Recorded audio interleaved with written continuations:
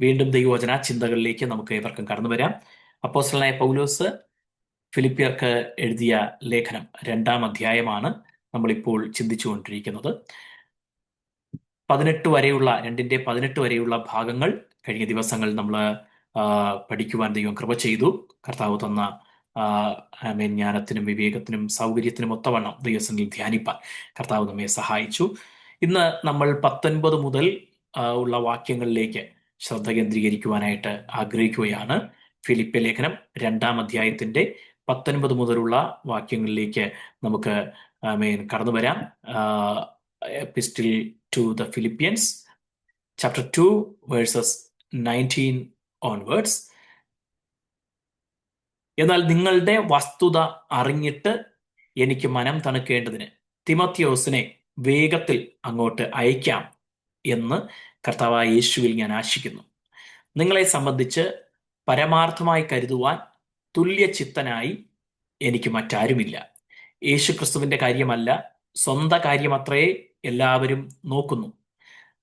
അവനോ മകൻ അപ്പന് ചെയ്യുന്നത് പോലെ എന്നോടുകൂടെ സുവിശേഷ ഘോഷണത്തിൽ സേവ ചെയ്തു എന്നുള്ള അവന്റെ സിദ്ധത നിങ്ങൾ അറിയുന്നുവല്ലോ.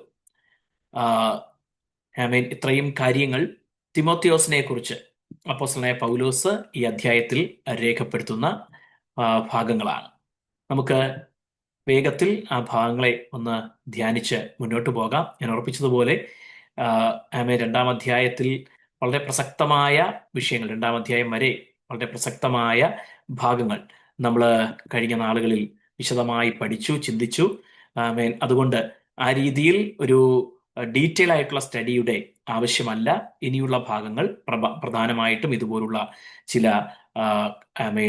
ഉദ്ധരണികളോ അല്ലെങ്കിൽ ചില വ്യക്തികളെ കുറിച്ചുള്ള പദപ്രയോഗങ്ങളോ അതുമല്ലെങ്കിൽ ചില പ്രബോധനങ്ങളോ ഒക്കെയാണ്. അത് നമുക്ക് വേഗത്തിൽ ചിന്തിച്ചു പോകാം. ദൈവശാസ്ത്രപരമായിട്ട് ആ രീതിയിൽ ഒരു വിശദീകരണത്തിന്റെ ആവശ്യമില്ലാത്ത ഭാഗങ്ങളാകിയാൽ, കൂടുതലും പ്രായോഗിക ചിന്തകളാകിയാൽ ആ നിലകളിൽ നമുക്ക് വേഗം ചിന്തിച്ച് മുന്നോട്ട് പോകുവാൻ ദൈവം നമ്മെ സഹായിക്കുമാറാകട്ടെ. തിമോത്തിയോസിനെ പൗലോസ് ഇവിടെ പറയുന്ന കാര്യങ്ങൾ നമ്മൾ കാണുവാനിടയായി. തനിക്ക് ഈ ഫിലിപ്പിയ സഭയിലുള്ളവരുടെ വിഷയങ്ങൾ, അവരായിരിക്കുന്ന ആത്മീയാവസ്ഥ, അവരുടെ സഭയിലെ സ്ഥിതികൾ, അവർ നടക്കുന്ന ശുശ്രൂഷകൾ, അങ്ങനെയൊക്കെയുള്ള കാര്യങ്ങൾ അറിഞ്ഞ് മനം തണുക്കേണ്ടതിന് തിമോത്തിയോസിനെ വേഗത്തിൽ അങ്ങോട്ട് അയക്കാം എന്ന് കർത്താവായ യേശുവിൽ ഞാൻ ആശിക്കുന്നു എന്നാണ് പറയുന്നത്. എന്ന് പറഞ്ഞാൽ തിമോത്തിയോസിനെ നിങ്ങളുടെ അടുത്തേക്ക് അയച്ചിട്ട് അദ്ദേഹം വന്ന് അവിടുത്തെ കാര്യങ്ങൾ എന്നോട് പറയുമ്പോൾ, അത് കേൾക്കുമ്പോൾ എനിക്ക് മനസ്സിന് എന്തുണ്ടാകും? ഒരു തണുപ്പ് ഉണ്ടാകും. നിങ്ങളെക്കുറിച്ച്, നിങ്ങൾ എങ്ങനെ ഇരിക്കുന്നു എന്നൊക്കെ അറിയാനുള്ള ആകാംക്ഷ നമുക്കറിയാം. 2000 വർഷങ്ങൾക്ക് മുൻപ് ആശയവിനിമയം എത്ര സാവധാനമാണ് നടന്നിരുന്നത്. How slow the communication was before 2000 years. അപ്പോൾ ഒരു വ്യക്തിയെ ഇവിടുന്ന് അങ്ങോട്ടൊരു കത്തുമായിട്ട് അയച്ചിട്ട് ആ വ്യക്തി അവിടെ ചെന്ന് വിഷയങ്ങളൊക്കെ കണ്ട് മനസ്സിലാക്കിയിട്ട് തിരിച്ച് വന്ന് പറയാനായിട്ടാണ് ഈ ഭാഗം ഉദ്ദേശിക്കുന്നത്. ഈ ഭാഗത്ത് ഞാൻ പറഞ്ഞതിൽ 19 മുതൽ 22 വരെയുള്ള വാക്യങ്ങളിൽ പൗലോസ് അപ്പോസ്തലൻ തിമോത്തിയോസ് അങ്ങോട്ട് ചെല്ലുന്നതിനെ കുറിച്ചുള്ള കാര്യങ്ങളാണ് രേഖപ്പെടുത്തിയിരിക്കുന്നത്, നമുക്ക് കാണുവാനായിട്ട് കഴിയുന്നു. നോക്കൂ, അവിടെയും പൗലോസ് അപ്പോസ്തലൻ പറയുന്നത് I trust in the Lord, ഞാൻ ദൈവത്തിൽ ആശിക്കുന്നു, കർത്താവായ യേശുവിൽ ഞാൻ ആശിക്കുന്നു, ആഗ്രഹിക്കുന്നു എന്ന മലയാള പദമാണ്. പക്ഷേ I trust in the Lord, ഞാൻ കർത്താവിൽ ആശ്രയിച്ച് അങ്ങനെ ചിന്തിക്കുന്നു, അങ്ങോട്ട് അയക്കാം എന്ന് ചിന്തിക്കുകയാണ്. എന്ന് പറഞ്ഞാൽ ഒരു വ്യക്തിയെ ഒരു ദേശത്തേക്ക് അല്ലെങ്കിൽ ആ സഭയിലേക്ക് അയക്കുന്നതിൽ പോലും പൗലോസ് അപ്പോസ്തലൻ പൂർണ്ണമായും ദൈവത്തിൽ ആശ്രയിക്കുകയാണ്. നമ്മൾ ഓരോ യാത്രകളും, നമ്മൾ സാധാരണഗതിയിൽ എല്ലാ ദിവസവും ഓഫീസിൽ പോകുന്നവരാണെങ്കിൽ സ്ഥിരം പോകുമ്പോൾ ചിലപ്പോൾ ചിലരെങ്കിലും ഒക്കെ ഇതൊരു സ്ഥിരം കാര്യമാകുമ്പോഴേക്കും അതിൽ കൂടുതൽ ഇമ്പോർട്ടൻസ് കൊടുക്കത്തില്ല. മിക്കവാറും നമ്മൾ ബ്രേക്ക്ഫാസ്റ്റും കഴിച്ച് ഉടുപ്പും പാൻറ്റും ഒക്കെ ഇട്ട് അങ്ങ് പോകത്തേ ഉള്ളൂ. ചിലരുടെ കാര്യമാണ്, എല്ലാവരും അല്ല. എന്നാൽ ഓരോ ദിവസവും അതൊരു സ്ഥിരം കാര്യമാണെങ്കിലും ഒരുപക്ഷെ നടന്നു പോകാവുന്ന അകലത്തിലാണെങ്കിൽ പോലും ദൈവത്തിന്റെ കാവലും കരുതലും സംരക്ഷണവും എനിക്ക് വേണം, കൂടെ ഇരിക്കണമെന്ന് പ്രാർത്ഥിച്ച് പോകേണ്ടതിന്റെ ആവശ്യകതയെക്കുറിച്ച്, അല്ലെങ്കിൽ അതുപോലെ ചെറിയ യാത്രയെ പോലും ദൈവത്തിൽ ആശ്രയിക്കേണ്ട കാര്യത്തെക്കുറിച്ച് സൂചന നൽകുന്ന ഒരു വാക്യം കൂടെയാണ് ഇത്. ശീലം നമുക്കും നല്ലതാണ്. അപ്പോ ഫിലിപ്പിയരെ കണ്ടിട്ട് വന്ന് ദൈവം ആമേൻ അവിടെ ചെയ്യുന്ന കാര്യങ്ങളെക്കുറിച്ച് അറിയിക്കാൻ. അതിനും പൗലോസ് ദൈവത്തിന്റെ സമയവും ദൈവത്തിന്റെ വഴിയും ദൈവത്തിന്റെ പദ്ധതിയിലും പ്രത്യാശ വയ്ക്കുകയാണ്. അതിനായിട്ട് അദ്ദേഹം ദൈവത്തിൽ ആശ്രയിക്കുകയാണ്. അതുപോലെ തന്നെ ഇവിടെ പറയുന്നു, നിങ്ങളുടെ അവസ്ഥ അറിഞ്ഞിട്ട്, അല്ലെ, നിങ്ങളുടെ അവസ്ഥ വസ്തുത അറിഞ്ഞിട്ട് എനിക്ക് മനം തണുക്കേണ്ടത്. നിങ്ങളുടെ state, I want to know how your state is and should be encouraged. നിങ്ങളുടെ അവസ്ഥയെ അറിഞ്ഞ് മനം തണുക്കാനായിട്ട്. അപ്പോ ഫിലിപ്പിയ സഭയിൽ എന്തെങ്കിലും പ്രശ്നങ്ങൾ ഉള്ളതായിട്ടുള്ള സൂചനയൊന്നും ഈ ലേഖനത്തിൽ നമ്മൾ കാണുന്നില്ല. വലിയ പ്രശ്നങ്ങളൊന്നും ഉള്ളതായിട്ട് കാണുന്നില്ല. അവർക്ക് ഐക്യതയ്ക്ക് ആവശ്യമുണ്ട് എന്നൊക്കെ എഴുതുമ്പോൾ തന്നെയും മറ്റു പല, ഇപ്പോൾ കൊരിന്ത്യ സഭയിലേക്കൊക്കെ ലേഖനം എഴുതുമ്പോൾ വലിയ പ്രശ്നങ്ങൾ, അതുപോലെ ഗലാത്യ സഭയിലേക്ക് ലേഖനം എഴുതുമ്പോൾ ഉപദേശത്തിൽ നിന്ന് തന്നെ, അടിസ്ഥാന ഉപദേശത്തിൽ നിന്ന് തന്നെ വ്യതിചലിച്ചു പോകുന്ന വിഷയങ്ങൾ, അങ്ങനെയുള്ള വലിയ പ്രശ്നങ്ങൾ ഈ സഭയിൽ ഉള്ളതായിട്ട് കാണുന്നില്ല. എങ്കിലും അതിനെക്കുറിച്ചൊക്കെ ലീഗലിസത്തിലേക്ക് പോകരുത് എന്നൊക്കെയുള്ള കാര്യങ്ങൾ പറയുന്നുണ്ട്. പക്ഷെ വലിയ പ്രശ്നങ്ങൾ മറ്റു സഭകളെ പല സഭകളെ അപേക്ഷിച്ച് നോക്കുമ്പോൾ അങ്ങനെ വലിയ പ്രശ്നങ്ങളൊന്നുമില്ല. അതുകൊണ്ട് തന്നെ അവിടെ എന്തെങ്കിലും പ്രശ്നം ഉണ്ടെന്നുള്ള ആശയത്തിലല്ല. അവരുടെ ആത്മീയാവസ്ഥയൊക്കെ അറിഞ്ഞ് അദ്ദേഹത്തിന് അത് കേൾക്കുമ്പോൾ, നമുക്ക് വിശേഷമൊക്കെ അറിയുമ്പോൾ ഉണ്ടാകുന്ന ഒരു മനസ്സിന്റെ കുളിർമ പോലെ ഒരു ആശ്വാസം ഉണ്ടാകുവാൻ വേണ്ടി അദ്ദേഹം ആഗ്രഹിക്കുന്നു. അത് അവരോടുള്ള സ്നേഹത്തിൽ നിന്ന് ഉരുവാകുന്ന ഒരു അവസ്ഥയാണ്. അതുപോലെ പൗലോസിന് ഈ സഭയോടുള്ള ആത്മാർത്ഥമായ കരുതലിനെ, അവരെ തൻ്റെ മനസ്സിലെപ്പോഴും അദ്ദേഹം വഹിക്കുന്നു, തൻ്റെ പ്രാർത്ഥനയിൽ വഹിക്കുന്നു എന്ന് കാണിക്കുന്ന ഒരു കാര്യം കൂടെയാണിത്. നമുക്കറിയാം, തിമോത്തിയോസിനെ കുറിച്ച് പൗലോസ് അപ്പോസ്തലൻ അദ്ദേഹത്തിന്റെ ലേഖനത്തിൽ എഴുതുന്നത് വിശ്വാസത്തിൽ നിജപുത്രൻ എന്നാണ്. അത്രയും പൗലോസിന്റെ ശുശ്രൂഷയിൽ ഒരുപക്ഷെ പൗലോസ് ഏറ്റവും സ്നേഹിച്ച ഒരു മനുഷ്യൻ അത് തിമോത്തിയോസ് ആണെന്ന് നമുക്ക് വേണമെങ്കിൽ ചിന്തിക്കാൻ കഴിയും. വേറെ ആരെയും അങ്ങനൊരു മൈ ട്രൂ സൺ എന്ന്, എൻ്റെ ട്രൂ സൺ ഇൻ ഫെയ്ത്ത്, എൻ്റെ വിശ്വാസത്തിൽ നിജപുത്രൻ എന്ന് വേറെ ആരെയും പൗലോസ് അപ്പോസ്തലൻ പറഞ്ഞിട്ടില്ല. അങ്ങനെ അത്രയും അദ്ദേഹം സ്നേഹിക്കുന്ന, പ്രിയപ്പെടുന്ന തിമോത്തിയോസിനെ തന്നെ അവിടേക്ക് ഒരു ഡെലിഗസി ആയിട്ടൊക്കെ അയക്കുന്നത് പോലെ അയക്കണമെങ്കിൽ ഈ സഭയെ അദ്ദേഹം അത്രമേൽ സ്നേഹിക്കുകയും കരുതുകയും ചെയ്തിരുന്നു എന്ന് നമുക്ക് മനസ്സിലാക്കുവാനായിട്ട് കഴിയും. അതാണ് ഈ 19 മുതൽ 22 വരെയുള്ള വാക്യങ്ങളിൽ പ്രധാനമായിട്ടും നമുക്ക് കാണുവാനായിട്ട് കഴിയുന്നത്. അടുത്ത ഭാഗത്തേക്ക് നമ്മൾ വരുമ്പോൾ 23, 24 വരുമ്പോഴേക്കും പൗലോസ് തൻ്റെ വിഷയത്തെക്കുറിച്ച്, എൻ്റെ കാര്യം എങ്ങനെയാകുമെന്ന് അറിഞ്ഞ ഉടനെ ഞാൻ അവനെ അയപ്പാൻ ആശിക്കുന്നു, ഞാനും വേഗം വരുമെന്ന് കർത്താവിൽ ആശ്രയിക്കുന്നു. എന്താ എൻ്റെ കാര്യം എങ്ങനെയാകുമെന്ന് പറയാൻ കാര്യം എന്താ? നമുക്കറിയാം, ഇത് കാരാഗൃഹത്തിൽ ആയിരിക്കുമ്പോൾ എഴുതിയ ലേഖനമാണ്. റോമൻ കാരാഗൃഹത്തിൽ താൻ കഴിയുമ്പോൾ തന്നെ അടുത്ത് റിലീസ് ചെയ്യുമോ, അതോ ആ തടവ് എക്സ്റ്റൻഷൻ ആകുമോ, അതോ കൂടുതൽ സിവിയർ പണിഷ്മെന്റ് എന്ന് പറഞ്ഞാൽ തെറ്റ് ചെയ്തു എന്നുള്ള ആശയത്തിലല്ല, സുവിശേഷം പ്രസംഗിച്ചതാണ് ചെയ്ത തെറ്റ്, അല്ലെ? നമുക്കറിയാം അപ്പോസ്തല പ്രവൃത്തിയുടെ പുസ്തകം 25 മുതലുള്ള അധ്യായങ്ങളിൽ ഈ അദ്ദേഹം ജയിലിലാകുന്ന പശ്ചാത്തലത്തെ കുറിച്ചൊക്കെ നമുക്ക് മനസ്സിലാക്കുവാനായിട്ട് കഴിയുന്നുണ്ട്. അപ്പോ സുവിശേഷം പ്രസംഗിച്ചതിന് നിമിത്തമാണ് ആദ്യം യെരുശലേമിലും പിന്നെ സീസറിയയിലും അവിടെ നിന്ന് റോമിലും ഇപ്പോൾ തടവറയിലായിരിക്കുന്നത്. ഇത്രയും ഈ കാലഘട്ടം നീണ്ടുപോകുമെന്ന് പൗലോസ് പ്രതീക്ഷിച്ചിരുന്നോ എന്ന് നമുക്കറിയത്തില്ല. എന്നാൽ ഇപ്പോൾ അദ്ദേഹത്തിന് ഈ ലേഖനം എഴുതുമ്പോൾ കുറച്ചുകൂടെ തന്റെ വിമോചന സമയം അടുത്തു എന്ന ഒരു ചിന്ത അദ്ദേഹത്തിന്റെ ഉള്ളിൽ വന്നു എന്ന സൂചന ഇതിൽ നമുക്ക്, അല്ലെങ്കിൽ ആ ഒരു പ്രതീക്ഷ അദ്ദേഹത്തിനുള്ളത് കാണുവാനായിട്ട് നമുക്ക് കഴിയുന്നുണ്ട്. ഞാനും വേഗം വരും എന്ന് കർത്താവിൽ ആശ്രയിച്ചിരിക്കുന്നു എന്ന് പറയുന്നത് കൊണ്ട്. ആമേൻ. അപ്പോൾ തൻ്റെ തടവുവാസം, തൻ്റെ ഈ ജയിലറ ഇനി ഇവിടെ അധികകാലം ഇല്ല എന്നൊരു സൂചന അദ്ദേഹം ഇതിൽ നൽകുന്നത് മനസ്സിലാക്കുവാനായിട്ട് കഴിയും. നോക്കൂ, ഇവിടെയും അദ്ദേഹം പറയുകയാണ്, എൻ്റെ കാര്യം എന്താകുമെന്ന് അറിഞ്ഞ ഉടനെ ഞാൻ അവനെ അയപ്പാൻ ആഗ്രഹിക്കുന്നു. അവിടെയും I trust in the Lord ആവർത്തിച്ച് പറയുകയാണ്, ഞാൻ ദൈവത്തിൽ ആശ്രയിക്കുന്നു. അതുപോലെ പൗലോസ് അപ്പോസ്തലൻ ഒരു കുറ്റപ്പെടുത്തലോ അല്ലെങ്കിൽ ഒരു പരാതിയോ ഒന്നും ഈ ഭാഗത്ത്, അല്ലെങ്കിൽ താൻ തടവറയിൽ കിടക്കുന്നത് കൊണ്ട് അങ്ങനെയുള്ള ഒരു മനോഭാവമൊന്നും അദ്ദേഹത്തിന് ഉള്ളതായിട്ട്, ഒരു വിഷമ മനോഭാവമൊന്നും ഉള്ളതായിട്ട് പറയുന്നില്ല. ഇനി എപ്പഫ്രാദിത്തോസിനെ കുറിച്ച് പൗലോസ് അപ്പോസ്തലൻ എഴുതുകയാണ്. എപ്പഫ്രാദിത്തോസിനെ കുറിച്ച് ഈ ലേഖനം കൊടുത്തുവിടുന്നത് എപ്പഫ്രാദിത്തോസിന്റെ കയ്യിലാണ് എന്ന് നമുക്ക് മനസ്സിലാക്കുവാനായിട്ട് കഴിയും. അദ്ദേഹം പറയുന്ന വാക്കുകൾ നോക്കുക, വളരെ ഇമ്പോർട്ടൻ്റ് ആണ് ആ പദങ്ങൾ. എന്നാൽ എൻ്റെ സഹോദരനും, ആരെക്കുറിച്ചാണ് പറയുന്നത്? എപ്പഫ്രാദിത്തോസിനെ കുറിച്ച് പറയുകയാണ്. മൈ ബ്രദർ, എൻ്റെ സഹോദരനും, അതുപോലെ കൂട്ടുവേലക്കാരനും സഹഭടനും നിങ്ങളുടെ ദൂതനും, മെസഞ്ചർ, എന്ന ആശയത്തിലാണ്.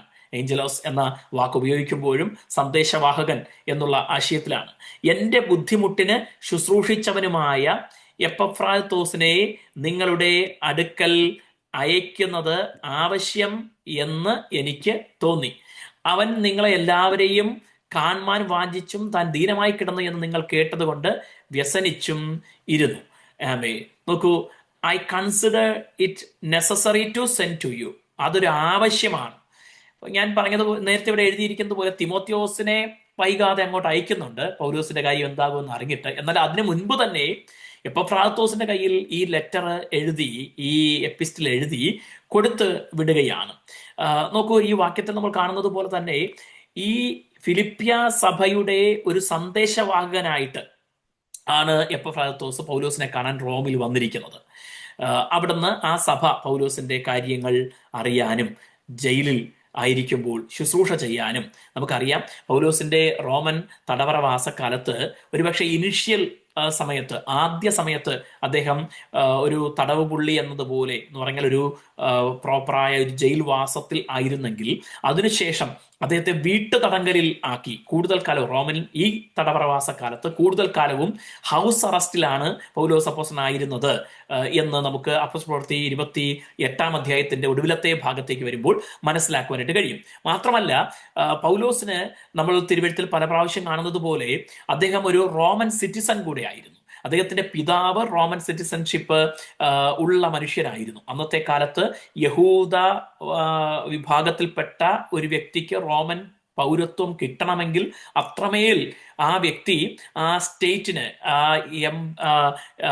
എംപയറിന്, ആ സാമ്രാജ്യത്തിന് അത്രമേൽ പ്രധാനപ്പെട്ട വ്യക്തിയാണെങ്കിൽ മാത്രമേ മറ്റൊരു വിഭാഗത്തിൽ എന്ന് പറഞ്ഞാൽ ഇവര് നമുക്കറിയാം മിഡിൽ ഈസ്റ്റിൽ അല്ലെങ്കിൽ ഇസ്രായേൽ ആ മധ്യപൗരസ്ത്യ ദേശത്ത് ഉള്ളവരാണ്. യൂറോപ്യൻസ് ആണ്, അല്ലെങ്കിൽ റോം, ഗ്രീസ് ആ ഭാഗത്തൊക്കെ ഉള്ളവർക്കാണ് ജന്മനാ തന്നെ ജന്മസിദ്ധമായിട്ട് ഈ റോമൻ പൗരത്വം സ്വാഭാവികമായിട്ട് കിട്ടുന്നത്. പിന്നെ റോമാക്കാർ പല രാജ്യങ്ങളും അന്നത്തെ പല സ്റ്റേറ്റ്സും ഭരിക്കുമ്പോൾ അവിടെയുള്ള പ്രധാനപ്പെട്ട ആൾക്കാരെ, അവരുടെ സ്റ്റേറ്റിനോട് കൂറ് പുലർത്തുന്നവരെ പതിയെ പതിയെ കുറേശ്ശേക്ക് റോമൻ പൗരത്വം കൊടുത്തിരുന്നു, സിറ്റിസൺഷിപ്പ് കൊടുത്തിരുന്നു. ഈ പൗലോസിന്റെ പിതാവിന്, ഞാൻ അങ്ങനെ പറയാൻ കാരണം, പൗലോസ് യെരുശലേമിൽ വെച്ച് തന്നെ ഭേദ്യം ചെയ്യുന്ന റോമൻ ശതാധിപനോട്, സഹസ്രാധിപനോട് ഒക്കെ പറയുന്നുണ്ട്, ഞാൻ അങ്ങനെ സിറ്റിസനായി ജനിച്ചു എന്ന്, റോമൻ സിറ്റിസൺഷിപ്പോടുകൂടെ ജനിച്ചു എന്ന് പറയുന്നത് നമുക്ക് മനസ്സിലാക്കാനായിട്ട് കഴിയും. ആ സഹസ്രാധിപനാകട്ടെ വില കൊടുത്ത് റോമൻ സിറ്റിസൺഷിപ്പ് വലിയ എമൗണ്ട് കൊടുത്ത് വാങ്ങിയതാണ്. നമ്മൾ അടുത്ത സമയത്ത് കേട്ടു, അമേരിക്കയിൽ വലിയ ഇൻവെസ്റ്റ്മെന്റ് ചെയ്യാൻ തയ്യാറുള്ളവർക്ക് അമേരിക്കൻ ഗ്രീൻ കാർഡ് കൊടുക്കാനോ പാസ്പോർട്ട് കൊടുക്കാനോ ഒക്കെ ട്രംപ് തയ്യാറാണെന്നൊക്കെ ഉള്ള അതുപോലുള്ള ന്യൂസ് ഒക്കെ നമ്മൾ കഴിഞ്ഞ നാളുകളിൽ കേട്ടിട്ടുണ്ട്. ഇതുപോലെ പണം കൊടുത്ത് പൗരത്വം സമ്പാദിച്ചിരുന്ന അത്രയും പ്രാധാന്യമുള്ള ഒരു കാര്യമായിരുന്നു റോമൻ പൗരത്വം ഉണ്ടായിരിക്കുക. റോമൻ പൗരന് ഒരുപാട് അന്നത്തെ പ്രിവിലേജസ് ഉണ്ടായിരുന്നു. ഫസ്റ്റ് സിറ്റിസൺ എന്ന നിലയ്ക്ക് ഒത്തിരി പ്രിവിലേജസ് ഉണ്ടായിരുന്നു. അവരെ വഴിയെ നിൽക്കുന്നവർക്ക് അങ്ങനെ പെട്ടെന്നൊന്നും അടിച്ചിട്ട് ഓടി രക്ഷപ്പെടാനായിട്ട് പറ്റത്തില്ല. അദ്ദേഹം റോമൻ സിറ്റിസൺ ആണെന്ന് പ്രഖ്യാപിച്ചു കഴിഞ്ഞാൽ അവിടെ റോമൻ ക്യാമ്പ് ഉണ്ടെങ്കിൽ, പട്ടാളക്കാരുടെ ക്യാമ്പ് ഉണ്ടെങ്കിൽ ഉടൻ തന്നെ അദ്ദേഹത്തിന്റെ രക്ഷയ്ക്ക് പട്ടാളക്കാരെത്തും, അദ്ദേഹത്തെ സംരക്ഷിക്കും. ഇനി ഒരു പട്ടാളക്കാരൻ, ഒരു റോമൻ സിറ്റിസൺ എന്തെങ്കിലും കുറ്റം ചെയ്താൽ തന്നെയും അദ്ദേഹത്തെ പിടിച്ചാലും ബന്ധിക്കാനോ അടിക്കാനോ ഒന്നും അനുവാദമില്ലായിരുന്നു.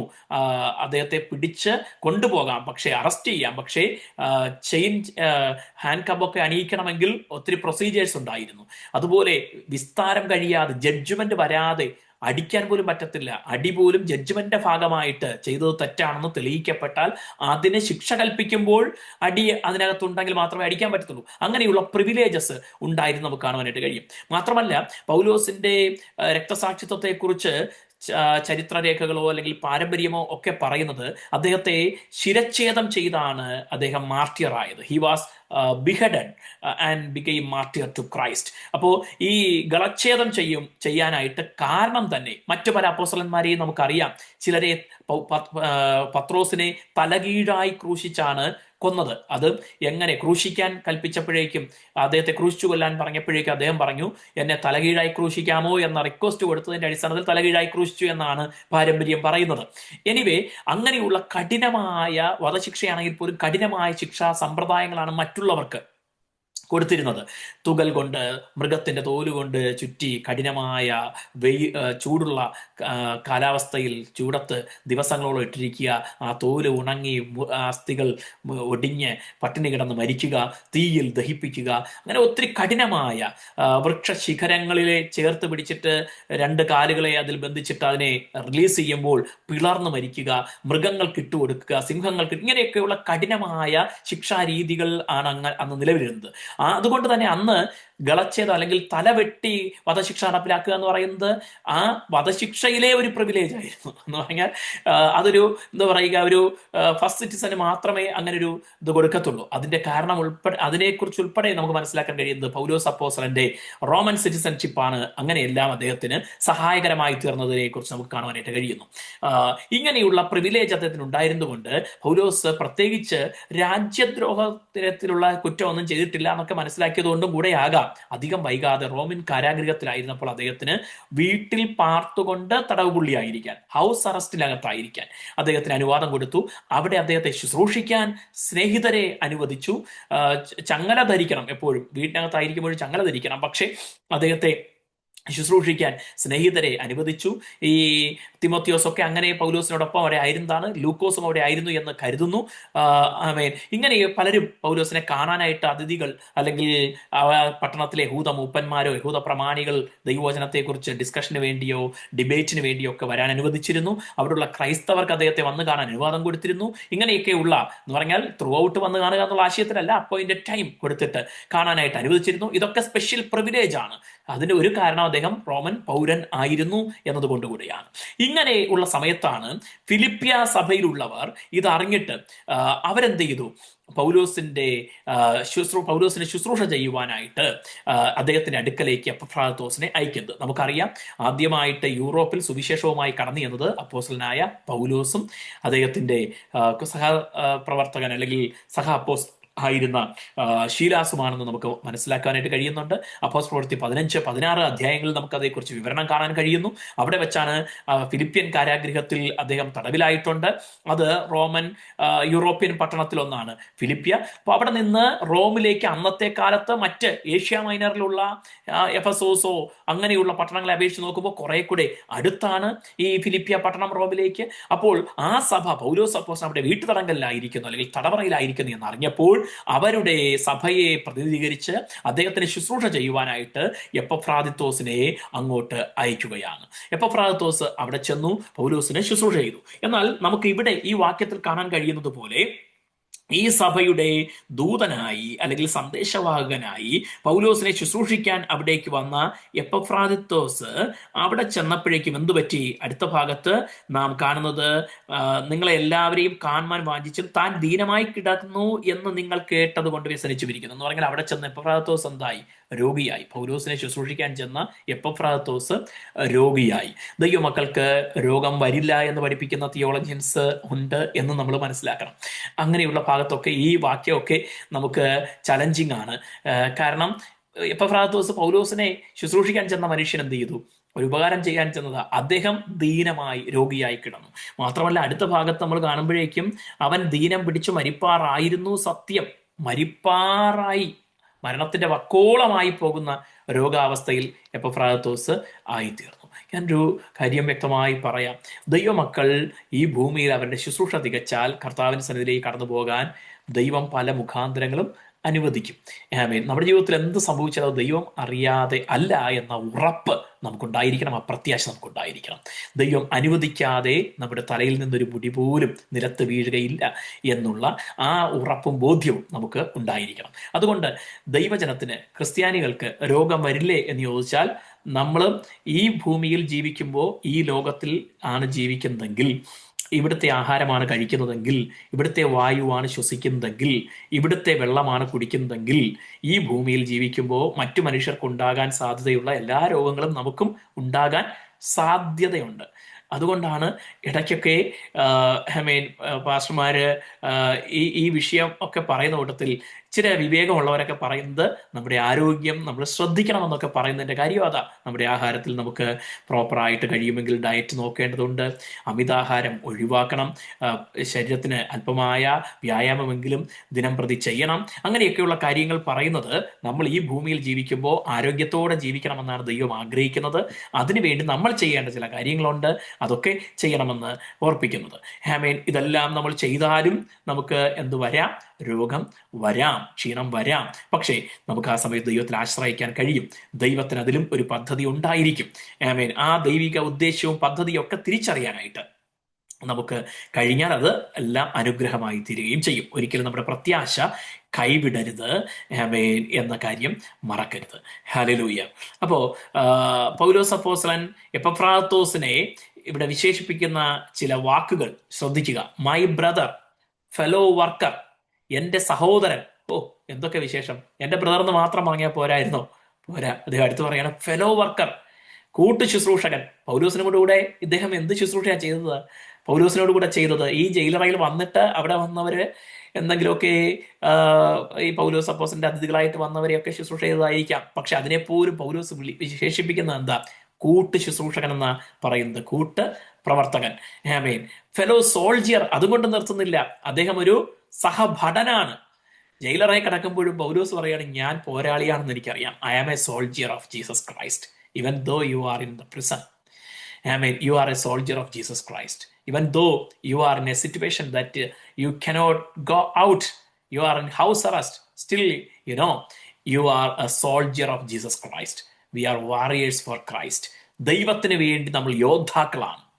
ആമേൻ. നമ്മൾ പട്ടാളക്കാരാണ്, പടയാളികളാണ്. അത് മറക്കരുത്. പൗലോസ് അപ്പോസ്തലൻ ഈ എപ്പഫ്രാത്തോസിനെയും എന്തു തന്നെ വിളിക്കുന്നു? എൻ്റെ സഹഭടൻ. കർത്താവിൻ്റെ ഒരു പോരാളിയാണ് അവൻ. അവനും ഒരു കൂട്ട് സൈനികനാണ്. യേശുവിൻ്റെ സൈനികരാണ് നമ്മൾ. ദൈവത്തിന്റെ പടയാണ് നമ്മൾ. We are the army of God. Hallelujah. ദൈവത്തിന്റെ സൈന്യമാണ് നമ്മൾ. ദൈവത്തിന്റെ സൈന്യം എന്ന് പറയുന്നത് സൈന്യങ്ങളുടെ ദൈവമായ യഹോവ എന്ന തിരുവെഴുത്തിൽ നമ്മൾ വായിക്കുമ്പോൾ the Lord of host. I mean, whenever we read that, we think about God's angels, right? Mighty angels, the army of God. I mean, we think about the mighty angels of God who does the war for God, or who proceed the war under Michael. I mean, മിഖായേലിന്റെ നേതൃത്വത്തിൽ യുദ്ധം ചെയ്യുന്ന ദൂതന്മാരെയൊക്കെയാണ് നമ്മുടെ ഓർമ്മയിലേക്ക് വരുന്നത്, ചിന്തയിലേക്ക് വരുന്നത്. എന്നാൽ അവർ മാത്രമല്ല ദൈവത്തിന്റെ സൈന്യം. ദൈവം കാറ്റുകളെ തന്റെ ദൂതന്മാരാക്കാൻ കഴിയുന്ന ദൈവമാണ്. അഗ്നിജ്വാലയെ തന്റെ ശുശ്രൂഷകന്മാരാക്കാൻ കഴിയുന്ന ദൈവമാണ്. അത് തിരിച്ചും ചിന്തിക്കണം. തന്റെ ദൂതന്മാരെ കാറ്റുകളാക്കും, അഗ്നിജ്വാലയെ ശുശ്രൂഷകന്മാരെ എന്തുമാക്കും? അഗ്നിജ്വാലയുമാക്കും. അങ്ങനെയും ചിന്തിക്കണം. അപ്പോൾ ദൈവത്തിന് പോരാളികൾ, ദൈവത്തിന്റെ സൈന്യം എന്ന് പറയുമ്പോൾ ചില കോണ്ടെക്സ്റ്റിൽ അത് നമ്മെക്കുറിച്ച് കൂടെയാണ്, ദൈവത്തിന്റെ സഭയെക്കുറിച്ച് കൂടെയാണ്. വെല്ലുവിളികൾ വരുമ്പോൾ, ശത്രു നിനക്കെതിരെ യുദ്ധം പ്രഖ്യാപിച്ചിരിക്കുമ്പോൾ നീ പേടിക്കുകയല്ല വേണ്ടത്. You have to remind yourself that you are one of the army of God. Hallelujah. You are one of the soldiers in the army of God. ദൈവത്തിന്റെ പടക്കൂട്ടത്തിലെ ഒരു സൈന്യത്തിലെ ഒരു പടയാളിയാണ് നീ. നിന്റെ മനസ്സ് തളർന്നു പോകരുത്, ക്ഷീണിച്ചു പോകരുത്. You are a fighter, you are a warrior, you are a soldier. Hallelujah. അക്കാര്യം മറന്നു പോകരുത്. ആ ഉറപ്പും ധൈര്യവും നമുക്കുണ്ടായിരിക്കട്ടെ. മനസ്സൊക്കെ ഇടയ്ക്ക് ക്ഷീണിക്കുമ്പോൾ ഇങ്ങനെയുള്ള വാക്യങ്ങളൊക്കെ എടുത്ത് വായിച്ചിട്ട് നമ്മളോട് തന്നെ പറയണം, I am a soldier of Jesus Christ. Hallelujah. I am in the Lord's army. Praise the Lord. നമ്മുടെ കുഞ്ഞുങ്ങൾ പാടുമ്പോൾ പാടാറുണ്ടായ്മേ, എന്തുവാ, ഞാൻ തോക്ക് കയ്യിലില്ലായിരിക്കാം, അല്ലെങ്കിൽ എൻ്റെ കയ്യിൽ പാറ്റൺ ടാങ്കൊന്നും ഇല്ലായിരിക്കാം, but still I am in the army of God. ഞാൻ ദൈവത്തിന്റെ സൈന്യത്തിലാണ്. ഹല്ലേലൂയ. അപ്പോൾ ആ കാര്യം മറന്നു പോകരുത്. അപ്പോൾ എൻ്റെ സഹഭടൻ, അവൻ എന്നെപ്പോലെ തന്നെ ഒരു പടയാളിയാണ്. ദൈവരാജ്യത്തിൽ നമ്മൾ ചെയ്യുന്ന ശുശ്രൂഷ മറ്റുള്ളവർ കാണുന്ന വലിപ്പച്ചെറുപ്പമല്ല ദൈവം കാണുന്നത്. നോക്കൂ, എപ്പഫ്രാത്തോസ് ആകെ ചെയ്തത് എന്താണ്? ഫിലിപ്പിയിൽ നിന്ന് സഭ അയച്ച സാമ്പത്തിക നന്മയും കൊണ്ട് പൗലോസ് അപ്പോസ്തലനെ കണ്ട് അദ്ദേഹത്തിന് അടുക്ക വന്ന് കുറച്ചു നാൾ താമസിച്ച് അദ്ദേഹത്തിന് ശുശ്രൂഷ ചെയ്തു. അതിനിടയ്ക്ക് രോഗിയായി, ദീനത്തിലായി, മരിക്കാറായി, കിടപ്പിലുമായി. പക്ഷെ സ്റ്റിൽ പൗലോസ് അപ്പോസ്തലൻ അദ്ദേഹത്തെ കുറിച്ച് പറയുകയാണ്, ഈ ഒരു ചെറിയ കാലയളവ് മാത്രം കൂടെ ഉണ്ടായിരുന്ന ആ വ്യക്തിയെ കുറിച്ച് പറയുന്നത്, he also is A fellow soldier. അവനും ഒരു സഹഭടനാണ്. ഹാലലൂയ. നോക്കൂ, ആ, അപ്പോ എപ്പഫ്രാത്തോസിന് ഈ പ്രധാന കുറികൾ അല്ലെങ്കിൽ ടൈറ്റിൽസ് പൗലോസ് അപ്പോസ്തലൻ സമ്മാനിക്കുകയാണ്. അപ്പോ കർത്താവിന്റെ ശുശ്രൂഷയിൽ എത്രത്തോളം പൗലോസ് അപ്പോസ്തലൻ അദ്ദേഹത്തെ വിലമതിച്ചു എന്നുള്ളത് നമുക്ക് അവിടെ കാണുവാനായിട്ട് കഴിയും. ഹല്ലേലൂയ. 3 സ്പെഷ്യൽ റിലേഷൻഷിപ്സ് ഹിയർ മെൻഷൻഡ്. എന്തൊക്കെയാ? Brother speaks of a relationship to be enjoyed. സഹോദരൻ എന്നുള്ളത് സന്തോഷിക്കാൻ കഴിയുന്ന ഒരു ബന്ധമാണ്, അല്ലെ? നമ്മുടെ സഹോദരന്മാരോടുകൂടെ ഇതാ സഹോദരന്മാർ ഒത്തൊരുമിച്ച് വസിക്കുന്നത് എത്ര ശുഭവും എത്ര മനോഹരവുമാകുന്നു. Worker speaks of a job to be done. എന്റെ സഹഭൃത്യൻ, ഫെലോ വർക്കർ എന്ന് പറഞ്ഞില്ലേ, അതിന്റെ അർത്ഥം എന്താ? വർക്കർ എന്ന് പറയുമ്പോൾ അത് ഒരു ജോലി ചെയ്തു തീർക്കാനുള്ള വ്യക്തിയാണ്. അപ്പോ സന്തോഷത്തിന്റെ ബന്ധം ഒരു വർക്കർ എന്ന് പറയുമ്പോൾ person who is assigned for a job to be accomplished എന്നുള്ള അത് ഓർപ്പിക്കുന്നു. പിന്നെ 3 സോൾജിയർ എന്നുള്ള പദം എന്ത് കാണിക്കുന്നു? ഒരു യുദ്ധം ചെയ്യുന്നവൻ എന്ന പദം കാണിക്കുകയാണ്. അടുത്ത പൗലോസ് പറയുന്നു, നിങ്ങളുടെ ദൂതനും എനിക്ക് ശുശ്രൂഷ ചെയ്തവനും എന്ന് പറയുകയാണ്. നിങ്ങളുടെ ദൂതൻ എനിക്ക് ശുശ്രൂഷ ചെയ്തവൻ. ഓക്കെ, അപ്പോൾ ഫിലിപ്പിയ സഭയിൽ നിന്ന് ഒരു സാമ്പത്തിക നന്മയുമായിട്ട് പൗലോസിന്റെ അടുക്കലേക്ക് അദ്ദേഹം വന്നു എന്ന് നമുക്ക് കാണാം. 4:18 കൂടെ ചേർത്ത് വായിച്ച് അത് നമുക്ക് മനസ്സിലാക്കുവാനായിട്ട് കഴിയും. ഹാമേ. അടുത്ത മിനിസ്റ്റേഡ്, എനിക്ക് ശുശ്രൂഷ ചെയ്തവൻ എന്ന് പറയുമ്പോൾ ഒരു പഴയ നിയമ പശ്ചാത്തലം അല്ലെങ്കിൽ ആ ഒരു ബാക്ക്ഗ്രൗണ്ട് നോക്കിക്കഴിഞ്ഞാൽ ഒരു പുരോഹിതനെ പോലെ ശുശ്രൂഷ ചെയ്തു എന്ന ആശയത്തിൽ പറയുന്നത് നമുക്ക് കാണുവാനായിട്ട് കഴിയും. മാത്രമല്ല അദ്ദേഹം എന്ത് ചെയ്തു? നിങ്ങളുടെ അടുക്കൽ നിന്ന് വരുമ്പോഴേക്കും അദ്ദേഹം ഒരു ഓഫറിംഗ് കൊണ്ടുവരുന്ന പോലെ ഹി ബ്രോട്ട് എ സാക്രിഫൈസ്. പൗലോസ് അപ്പോസ്തലന് വേണ്ടി ഒരു സ്തോത്രക്കാഴ്ച അല്ലെങ്കിൽ ഒരു യാഗം കൊണ്ടുവന്ന, അല്ലെങ്കിൽ ദൈവത്തിന് അർപ്പിക്കാൻ ഒരു യാഗം കൊണ്ടുവന്നതുപോലെ, യാഗം അർപ്പിച്ചതുപോലെ അനുഭവത്തെ എല്ലാം കാണിക്കുന്നതാണ് എന്നെ ശുശ്രൂഷിച്ചവൻ എന്നുള്ള പദപ്രയോഗം. ആമേൻ. അടുത്ത് നമ്മൾക്ക് വായിക്കുന്നത് ഇങ്ങനെയാണ്, അവൻ ദീനമായി കിടന്നു എന്ന് നിങ്ങൾ കേട്ടിട്ട്. അപ്പോ അദ്ദേഹം രോഗിയായിരിക്കുന്നു എന്ന് അവർക്ക് എവിടെ നിന്നോ അറിവ് കിട്ടിയാരോ ഇവിടെ നിന്ന് പോയപ്പോഴോ മറ്റോ അറിയിച്ചു. അത് കേട്ടപ്പോഴേക്കും അവർ അദ്ദേഹത്തെക്കുറിച്ച്, എപ്പഫ്രാത്തോസിനെ കുറിച്ച് വിഷമിച്ചു. അതുകൊണ്ട് തന്നെ ഈ എപ്പഫ്രാത്തോസിന്റെ മടങ്ങി വരവ് അവർക്കും വലിയ ആശ്വാസവും സന്തോഷവും ഉണ്ടാകും. മാത്രമല്ല എപ്പഫ്രാത്തോസിനും അവിടെ ചെന്ന് എനിക്ക് കുഴപ്പമൊന്നുമില്ല, എനിക്ക് ആരോഗ്യം കുറവായിരുന്നു, ഇപ്പൊ കുഴപ്പമൊന്നുമില്ല എന്ന് പറയുമ്പോൾ അവർക്കുണ്ടാകുന്ന ആ അനുഭവം കണ്ട് ആശ്വസിക്കാൻ എപ്പഫ്രാത്തോസിനും മനസ്സുള്ളത് നമുക്ക് ഈ വാക്യത്തിൽ നിന്ന് മനസ്സിലാക്കാനായിട്ട് കഴിയും.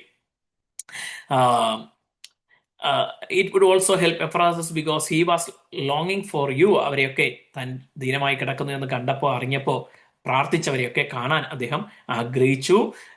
അവിടെയുള്ള തന്റെ സഹോദരങ്ങളെ കാണാൻ അദ്ദേഹം ഒത്തിരി വാഞ്ചിച്ചു എന്ന് ഈ എപ്പഫ്രാത്തോസിനെ കുറിച്ച് പറഞ്ഞിരിക്കുന്ന ഈ കാര്യത്തിൽ നിന്ന് നമുക്ക് മനസ്സിലാക്കാനായിട്ട് കഴിയും. ഇതാണ് ഇവിടുത്തെ പശ്ചാത്തലം. ഓക്കെ, 27-ാമത്തെ വാക്യത്തിൽ അവൻ ദീനം പിടിച്ചു മരിപ്പാറായിരുന്നു സത്യം. For indeed he was sick almost and to death. മരണത്തിന്റെ അടുക്കലോളം അദ്ദേഹം എത്തി. അപ്പോ ഈ എപ്പഫ്രാത്തോസിനുണ്ടായ രോഗം ഒരു ചെറിയ എന്താ പറയുക, ഒരു കുഞ്ഞു പനി വന്നു പോയത് അല്ല, മരണമൊക്കിലായി പോകുന്ന അത്രയും വിഷമസന്ധിയിലായി പോയതാണ്. Yet God had Mercy on him and he recovered. ദൈവം അദ്ദേഹത്തെ സൗഖ്യമാക്കി, ദൈവം കരുണ കാണിച്ചു സൗഖ്യമാക്കി എന്ന് നമുക്ക് കാണുവാനായിട്ട് കഴിയുന്നു. ഈ ഭാഗത്ത് ഒരു മിറാക്കുലസ് ഹീലിങ്ങിനെ കുറിച്ച് പൗലോസ് കൈവച്ചു പ്രാർത്ഥിച്ചപ്പോൾ സൗഖ്യമായി അങ്ങനെയൊന്നും എഴുതിയിട്ടില്ല, പറഞ്ഞിട്ടില്ല. എന്നാൽ ഇവിടെ ദൈവത്തിന്റെ കരമാണ് അദ്ദേഹത്തെ സൗഖ്യമാക്കിയത് എന്ന് പൗലോസ് വിശ്വസിക്കുകയാണ്, അങ്ങനെ ആശ്വസിക്കുകയാണ്. അടുത്ത് പറയുന്നു, എനിക്ക് ദുഃഖത്തിന്മേൽ ദുഃഖം വരാതിരിക്കാൻ എന്ന് പറയുകയാണ്. അവൻ മരിപ്പ എങ്കിലും ദൈവം അവനോട് കരുണ ചെയ്തു. അവനോട് മാത്രമല്ല, എനിക്ക് ദുഃഖത്തിന്മേൽ ദുഃഖം വരാതിരിക്കാൻ എന്നോടും കരുണ ചെയ്തു. എന്താ പൗലോസിന് ദുഃഖത്തിന്മേൽ ദുഃഖം വരാതിരിക്കാൻ എന്ന് പറയാൻ കാരണം? പൗലോസ് ഓൾറെഡി ജയിലിൽ കഴിയുകയാണ്. അവിടെ കാണാൻ വന്നതാണ്, തന്നെ ശുശ്രൂഷിക്കാൻ വന്നതാണ്. അവിടെ വെച്ച് ഇതാ തന്നെ ശുശ്രൂഷിക്കാൻ വന്നിട്ട് ഒരുത്തൻ രോഗിയാവുകയാണ്. എന്തൊരു കഷ്ടമാണ് അല്ലെ? Praise the Lord. നമ്മളെ സഹായിക്കാൻ ഒരാൾ വന്നിട്ട് അയാൾക്കൊരു ആപത്ത് പറ്റിയെന്ന് പറഞ്ഞാൽ നമുക്ക് അതിനേക്കാൾ വലിയ വിഷമമാകത്തില്ലേ? ഇതുപോലെ പൗലോസ് അപ്പോസ്തലൻ വല്ലാത്ത വിഷമത്തിലായി. അതുകൊണ്ട് തന്നെ ദൈവം തന്നോട് കരുണ കാണിച്ചത് അദ്ദേഹത്തോട് മാത്രമല്ല, തന്നോടും ദൈവത്തിന്റെ കരുണ ദൈവം വെളിപ്പെടുത്തി എന്ന് പൗലോസ് അപ്പോസ്തലൻ പറയുകയാണ്. പിന്നെയും നമുക്ക് അടുത്ത ഭാഗത്തേക്ക് നോക്കാം. ഇവിടെ അടുത്ത വാക്യത്തിൽ നമ്മൾ കാണുന്നത്, ഈ എപ്പഫ്രാത്തോസിനെ ഫിലിപ്പ്യ സഭയിലേക്ക് അദ്ദേഹം മടങ്ങി ചെല്ലുമ്പോൾ അദ്ദേഹം ഈ ഫിലിപ്പിയ സഭയിലെ അംഗമാണ് എപ്പഫ്രാദത്തോസ്, അവരുടെ ദൂതനായിട്ട് വന്നതാണ്. പക്ഷെ തിരിച്ചു ചെല്ലുമ്പോൾ അവനെ എങ്ങനെ സ്വീകരിക്കണമെന്ന് പൗലോസ് അവർക്ക് ഇൻസ്ട്രക്ഷൻ കൊടുക്കുകയാണ്. അല്ലെ?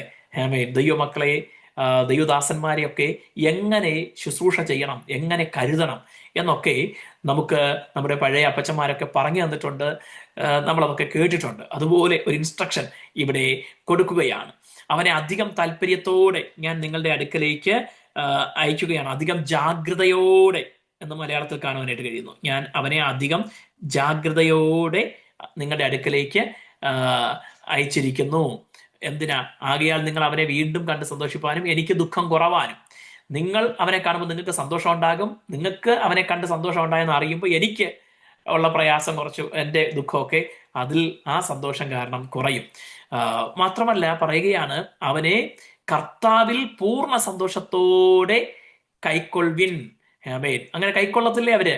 കൈക്കൊള്ളും, തീർച്ചയായിട്ടും. അവരുടെ സഭാംഗമാണ്, ചെന്നതാണ്. പക്ഷെ പൗലോസ് അപ്പോസ്തലൻ ഒന്നുകൂടെ അവരെ പറയുകയാണ്, പൂർണ്ണ സന്തോഷത്തോടെ അവൻ തിരിച്ചു വരുമ്പോൾ നിങ്ങൾ അവനെ കൈക്കൊള്ളണം. മാത്രമല്ല ഇങ്ങനെയുള്ളവരെ ബഹുമാനിപ്പിൻ എന്നുകൂടെ പറയുകയാണ്. നോക്കൂ, പൗലോസിനെ ഈ ഫിലിപ്പിയന്റെ പ്രതിനിധിയായി ശുശ്രൂഷിക്കാൻ വന്ന മനുഷ്യനാണ് ഈ എപ്പഫ്രാദത്തോസ്. അവരെ റെപ്രസെന്റ് ചെയ്ത് വന്നതാണ് എന്ന് പറഞ്ഞാൽ അവർ വരേണ്ടതിന് പകരം എപ്പഫ്രാദത്തോസ് വന്നതാണ്. കർത്താവിന്റെ വേലയിൽ, ശുശ്രൂഷയിലൊക്കെ ഇവിടെ ആയാലും ലോകത്തിന്റെ ഏത് ഭാഗത്തായാലും നമ്മളൊക്കെ പല ഭാഗത്ത് ഒക്കെ ആയിരിക്കുന്ന ശുശ്രൂഷന്മാരെ കുറിച്ച് കേൾക്കാറുണ്ട്. നമുക്ക് ഈ ചിന്ത നമുക്കുണ്ടാകണം.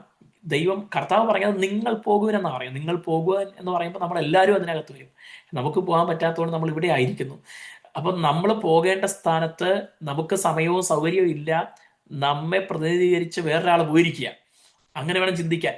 ഞാൻ പോകേണ്ട സ്ഥലത്ത്, ഞാൻ പോയി സുവിശേഷം അറിയിക്കേണ്ട സ്ഥലത്ത്, ഞാൻ പയനീറായി പോകേണ്ട സ്ഥലത്ത് വേറൊരു ദൈവദാസൻ, ഒരു ദൈവപൈതൽ പോയിരിക്കുക. ഞാനാ പോകേണ്ടിയിരുന്നത്, പക്ഷെ എനിക്ക് പകരം അല്ലെങ്കിൽ എൻ്റെ റെപ്രസെൻ്റായിട്ട് പോയിരിക്കുക. ഈ മനസ്സ് നമുക്ക് ഉണ്ടായിരിക്കണം. എപ്പഫ്രാദത്തോസിനെ ഫിലിപ്പിയ സഭ അയക്കുമ്പോൾ അവർക്ക് എല്ലാവർക്കും വരാനുള്ള സൗകര്യമൊന്നുമില്ല, പക്ഷെ അവരുടെ പ്രതിനിധിയായിട്ട് ആമേൻ ആണ് അയച്ചിരിക്കുന്നത്. പിന്നെ വേണമെങ്കിൽ അവർക്ക് ഇങ്ങനെ ചിന്തിക്കാം, ഇവനെ ഞങ്ങൾ അങ്ങോട്ട് അയച്ചിട്ട് അവിടെ ചെന്ന് പൗലോസിനെ ശുശ്രൂഷിക്കാൻ അയച്ചത്, എന്നിട്ട് അവസാനം പൗലോസ് ഇവനെ ശുശ്രൂഷിക്കേണ്ട ഗതികേടാ വന്നത്, കാരണം ഇവൻ രോഗിയായിപ്പോയി എന്ന ചിന്ത, ഇവന്റെ മിഷനിൽ ഇവൻ വിജയിച്ചില്ല എന്ന ചിന്ത വേണമെങ്കിൽ അവർക്ക് വരാം. ഒരു സാധ്യതയാണ്, അങ്ങനെ വരുമെന്നല്ല. ആമേൻ. അങ്ങനെ ഒരു ആമേൻ വരാം എന്നുള്ള സാധ്യത, പൗലോസിനെ ശുശ്രൂഷിക്കാൻ പോയിട്ട് കൂടുതൽ പ്രയാസം ഉണ്ടാക്കി വെച്ചു എന്നൊക്കെയുള്ള ചിന്ത വരാനുള്ള സാധ്യത ഉണ്ടാകാം. ആമേൻ. അപ്പോ പൗലോസ് പറയണം, അങ്ങനല്ല. ആമേൻ. തിരിച്ച ചിന്തിക്കേണ്ടത്, ആമേൻ, അവന് പ്രാപ്തിക്കും മീതെ അവൻ എന്ത് ചെയ്തു? ശുശ്രൂഷ ചെയ്തു. നിങ്ങളുടെ ശുശ്രൂഷയുടെ കുറവ് തീർപ്പാനല്ലോ അവൻ തന്റെ പ്രാണനെ പോലും കരുതാതെ ക്രിസ്തുവിന്റെ വേല നിമിത്തം മരണത്തോളമായി പോയത്. അവൻ ആയി തുടങ്ങിയപ്പോൾ വേണമെങ്കിൽ അവൻ റെസ്റ്റ് എടുത്ത് ഇരിക്കാമായിരുന്നു, പക്ഷെ അവനത് ഗണ്യമാക്കാതെ ആമേൻ ആ ആയി പോകുന്ന ആ ഒരു അവസ്ഥ വരെയും അദ്ദേഹം എന്ത് ചെയ്തു? പൗലോസിന് ശുശ്രൂഷ ചെയ്തു എന്ന് നമുക്ക് ഈ ഭാഗത്ത് കാണുവാനായിട്ട് കഴിയുന്നു. ഹല്ലേലൂയ. നോക്കൂ, അപ്പോൾ ദൈവത്തെ മാനിക്കുന്നവരുടെ ജീവിതത്തിൽ, ദൈവദാസന്മാരെ ശുശ്രൂഷിക്കുന്നവരുടെ ജീവിതത്തിലും വേദനകൾ വരാം. നമുക്ക് ചിലപ്പോൾ ജീവിതത്തിൽ നമുക്കും ഇടയ്ക്ക് ചിന്തയുണ്ടാകാം, ഞാൻ പ്രാർത്ഥിക്കുന്ന വ്യക്തിയാണ്, കർത്താവിന് വേണ്ടി കൊടുക്കുന്ന വ്യക്തിയാണ്, ആത്മാർത്ഥമായി സിൻസിയറായി ദൈവവേലയ്ക്ക് കൈത്താങ്ങുന്ന വ്യക്തിയാണ്, എന്നിട്ടും എൻ്റെ ജീവിതത്തിൽ എന്തുകൊണ്ട് ഇത് സംഭവിച്ചു, എനിക്ക് എൻ്റെ കുടുംബത്തിൽ എന്തുകൊണ്ട് ഇത് വന്നു എന്നൊക്കെ നമുക്ക് ചിന്ത വരത്തില്ലേ? ചിലപ്പോഴെങ്കിലും വന്നിട്ടുണ്ടാകത്തില്ലേ? എന്തുകൊണ്ട് എൻ്റെ കൊച്ചിന്, എൻ്റെ ഭാര്യയ്ക്ക്, എൻ്റെ ഭർത്താവിന്, എൻ്റെ സഹോദരന് ഇങ്ങനൊരു വിഷയം, ഇങ്ങനൊരു പ്രശ്നം എന്തുകൊണ്ട് വന്നു? അങ്ങനെ വരാനുള്ള കാരണങ്ങളൊന്നും കാണുന്നില്ലല്ലോ എന്നൊക്കെ നമുക്ക് ചിന്തയുണ്ടാകാം. നോക്കൂ, പൗലോസ് എന്ന് പറയുന്ന അന്നും ഇന്നും നമ്മൾ ചിന്തിക്കുമ്പോൾ ചരിത്രത്തിൽ കർത്താവിൻ്റെ സന്ദേശം, സുവിശേഷം ലോകത്ത് ഇത്രമേൽ എത്തിച്ചേരാൻ ഒരു പക്ഷേ കാരണമായി തീർന്ന ഏറ്റവും പ്രമുഖനായ ദൈവം ഉപയോഗിച്ച വ്യക്തി പൗലോസ് അപ്പോസ്തലനാണ് എന്ന് പറയാം. നമുക്ക് ഒരുപക്ഷെ ചരിത്രത്തിൽ ദൈവം ഉപയോഗിച്ച നിരവധി ദൈവദാസന്മാരെ കാണാൻ കഴിയും, നവോത്ഥാന നായകന്മാരെ കാണാനായിട്ട് കഴിയും, ഉണർവിന്റെ ഉദയനക്ഷത്രങ്ങളെ കാണാനായിട്ട് കഴിയും. ആധുനിക കാലഘട്ടത്തിൽ ബില്ലി ഗ്രഹാമിനെ പോലെ ഏറ്റവും കൂടുതൽ ആൾക്കാരെ അഭിസംബോധന ചെയ്തവരെ കാണുവാനായിട്ട് കഴിയും. പക്ഷേ അവര് ഈ പറയുന്നവരെല്ലാം ഉൾപ്പെടെ ഉപയോഗിക്കുന്ന തിരുവെഴുത്തുകൾ ആരുടെ കൈപ്പടയിലാണ് പുറത്തു വന്നത്? പൗലോസ് അപ്പോസ്തലന്റെ വിരലുകളിലാണ് പുറത്തു വന്നത്. ആമേൻ. ആ, നമുക്കറിയാം യൂറോപ്പിനെ ഇപ്പൊ അങ്ങനെയൊന്നും അല്ലെങ്കിലും ഒരു ക്രിസ്തീയ പ്രദേശമായിട്ടാണ്, ഒരു ക്രിസ്ത്യൻ പശ്ചാത്തലമായിട്ടാണ് ലോകം കണക്കാക്കുന്നത്. അതിന് ആദ്യം വിത്തുപാകിയത് ആരാ? പൗലോസ് അപ്പോസ്തലനാണ്. ഹല്ലേലൂയ. അവിടെ നിന്ന് ലോകത്തിന്റെ എമ്പാടും ബ്രിട്ടൻ, ഐ മീൻ ഇംഗ്ലണ്ടിൽ നിന്ന് അമേരിക്കയിലേക്ക് പോയവരാണ് അവിടെയുള്ള ആദ്യത്തെ വെള്ളക്കാര്. പിന്നെ കുടിയേറ്റങ്ങൾ നടന്നിട്ടുണ്ട്. അവിടെ വിശ്വാസത്തിന് വേണ്ടിയാണ് അവരാദ്യം ഈ അറ്റ്ലാന്റിക് സമുദ്രം കടന്നു പോകാൻ തയ്യാറായത്, ആ വില കൊടുക്കാൻ തയ്യാറായത്. ആമേൻ. ഇതിന്റെ എല്ലാം പിന്നിൽ അല്ലെങ്കിൽ തുടക്കം ആരിൽ നിന്നാണ്? നമ്മൾ പുറകോട്ട് പോയാൽ കർത്താവായ യേശു ക്രിസ്തു പൗലോസ് അപ്പോസ്തലനെ വിളിച്ച് നിയോഗിച്ച് ജാതികളുടെ അപ്പോസ്തലനായി നിയോഗിച്ചിടത്ത് നിന്നാണ് ഇതിന്റെ എല്ലാം തുടക്കം നമുക്ക് കാണാനായിട്ട് കഴിയുന്നത്. ആയിരക്കണക്കിന് വർഷങ്ങളായി പൗലോസ് അപ്പോസ്തലൻ വിതച്ച സുവിശേഷത്തിന്റെ വിത്തുകൾ ലോകത്തിന്റെ എല്ലാ വൻകരകളിലും ഇന്നും ഫലം കായ്ച്ചുകൊണ്ടിരിക്കുന്നു. നമ്മൾ ഉൾപ്പെടെ അദ്ദേഹത്തിന്റെ ലേഖനങ്ങളിൽ നിന്ന് വാക്യപ്രതിവാക്യമായി പഠിച്ച് ആത്മീയ വർധന പ്രാപിച്ചും കർത്താവിന്റെ വേലയ്ക്ക് വേണ്ടി വർദ്ധിച്ചു വരുവാനും ദൈവകൃപ ഏറ്റുവാങ്ങിക്കൊണ്ടിരിക്കുന്നു. ഹല്ലേലൂയ. ആമേൻ. അങ്ങനെയാണെങ്കിൽ അങ്ങനെ ഒരു അപ്പോസ്തലനെ ശുശ്രൂഷ ചെയ്യാൻ സഭ അയച്ചിട്ട് കടന്നുപോയ ഒരു മനുഷ്യൻ, ഒരു ചെറുപ്പക്കാരൻ, ഒരു യൗവനക്കാരൻ, ആത്മാർത്ഥ ഹൃദയത്തോടെ ശുശ്രൂഷ ചെയ്തവൻ, അദ്ദേഹത്തിന്റെ ജീവിതത്തിൽ മരണാസന്നനായി തീരും വിധമുള്ള പ്രയാസം, രോഗം വന്നു എങ്കിൽ നമുക്കും ചില ചോദ്യങ്ങൾക്ക്, ചില ചിന്തകൾക്ക് ഉത്തരം ഈ ഭൂമിയിൽ വെച്ച് ലഭിക്കത്തില്ല. എന്നാൽ ഒരു കാര്യം ഉറപ്പാണ്, കർത്താവിന്റെ നാമത്തെ ആദരിച്ചുകൊണ്ടാണ് ചെയ്യുന്നതെങ്കിൽ പ്രതിഫലം കർത്താവ് നമുക്ക് നിത്യതയിൽ ഒരുക്കിയിട്ടുണ്ട്. സ്വർഗത്തിൽ നമുക്ക് വേണ്ടി വലിയ നിക്ഷേപങ്ങൾ കർത്താവ് കരുതിയിട്ടുണ്ട്. നാം കൊടുക്കുന്ന ഒരു വിലയും ദൈവത്തിന്റെ കണ്ണിൽ ചെറുതല്ല. ഹല്ലേലൂയ. കർത്താവിനെ സ്നേഹിപ്പാൻ, ദൈവനാമത്തെ ശുശ്രൂഷിക്കാൻ, ദൈവസഭയുടെ അഭിവൃദ്ധിക്ക്, ദൈവരാജ്യത്തിന്റെ വികസനത്തിന്, വിശാലതയ്ക്ക് ഒരു ചെറുവിരലെങ്കിലും നാം അനക്കുന്നുണ്ടെങ്കിൽ ദൈവം അത് വിലയേറിയതായി കണക്കിടുന്നുണ്ട്. അത് നിമിത്തം മാനസികമോ ശാരീരികമോ ആത്മീയമോ ആയ ക്ലേശങ്ങൾ, ഞെരുക്കങ്ങൾ, ഉപദ്രവങ്ങൾ, കഷ്ടങ്ങൾ, രോഗങ്ങൾ വന്നാൽ അതോർത്ത് അത് കണ്ട് എന്തുകൊണ്ട് എൻ്റെ ജീവിതത്തിൽ എന്ന് ചിന്തിച്ച് നിരാശപ്പെടേണ്ട. ദൈവം അനുവദിക്കാതെ ഒന്നും സംഭവിക്കുന്നില്ല. കർത്താവ് നമുക്ക് വേണ്ടി നിത്യതയിലും പ്രതിഫലം ഒരുക്കിയിട്ടുണ്ട്. ഹല്ലേലൂയ. ഇവിടെ പൗലോസിന്റെ സഹചാരികളായിരുന്ന 2 പേരെ കുറിച്ച് നമ്മൾ ഇന്ന് പ്രധാനമായിട്ട് ചിന്തിച്ചു. തിമോത്തിയോസും എപ്പഫ്രാദിത്തോസും. ഹല്ലേലൂയ. ആ എപ്പഫ്രാദിത്തോസിനെ കുറിച്ച് പറയുമ്പോൾ കുറച്ച് നാളുകൾ മാത്രമാണ് പൗലോസിന്റെ അടുക്കൽ ചെന്ന് ആ വീട്ടുതടങ്കലിലോ മറ്റോ ശുശ്രൂഷ ചെയ്തത്. അതിനിടയ്ക്ക് മരണത്തിലായി പോകുന്ന സ്ഥിതി വരെയും എത്തി. പക്ഷെ പറയുന്ന വാക്കുകൾ കണ്ടോ? അങ്ങനെയാണെങ്കിൽ ദൈവത്തിന് വേണ്ടി നാം ഒരു ചെറിയ കാലയളവ് പോലും ചെയ്യുന്നതിനെ ദൈവം നമ്മെ ഒരു പോരാളിയായി കാണുന്നു, ഒരു പടയാളിയായി കാണുന്നു. ഹല്ലേലൂയ. ആമേൻ. നമുക്ക് ചിലത് ചെയ്തു തീർക്കാനുണ്ട്. We are fellow workers of Christ or his servants. ഹല്ലേലൂയ. കർത്താവിൻ്റെ ദാസന്മാരുടെയും കൂട്ട് ഭൃത്യന്മാരാണ്, കൂട്ടുവേലക്കാരാണ് നമ്മൾ. ഞാൻ ഓർപ്പിച്ചതുപോലെ we have something to fulfil, something to accomplish. ഹല്ലേലൂയ. നമ്മളൊരു മിഷനിലാണ്. കർത്താവ് നമ്മെ ഒരു ദൗത്യം ഏൽപ്പിച്ചിട്ടുണ്ട്. പുറകോട്ട് പോകരുത്, തിരിഞ്ഞു നോക്കരുത്, പിന്മാറരുത്. ഹല്ലേലൂയ. എന്തൊക്കെ വന്നാലും ആമേൻ, നമ്മെ ഏൽപ്പിച്ച ദൗത്യം ഭംഗിയായി പൂർത്തിയാക്കാം. നല്ലവനും വിശ്വസ്തനുമായ ദാസനെ എന്നൊടുവിൽ നാം കേൾക്കുന്ന ഒരു ദിനം നമ്മുടെ മുന്നിലുണ്ട്. കർത്താവ് ഇന്ന് ഈ വചനങ്ങളാൽ നമുക്ക് ആത്മീയ വർധനവ് വരുത്തി നമ്മുടെ ചിന്തകളെ പ്രകാശിപ്പിക്കുമാറാകട്ടെ എന്ന് പറഞ്ഞ് ഞാൻ എൻ്റെ ഈ ഇന്നത്തെ പഠനത്തിന് ഇവിടെ ഉപസംഹാരം കുറിക്കുന്നു. ദൈവം നമ്മെ അനുഗ്രഹിക്കുമാറാകട്ടെ.